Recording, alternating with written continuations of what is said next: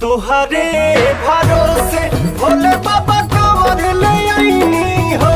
हे भोले बाबा कांवर ले आईनी हो।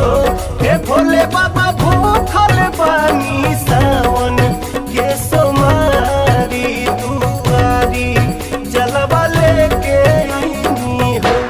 हे भोले बाबा भूखल बानी सावन के सोमारी दुआरी जलवा लेके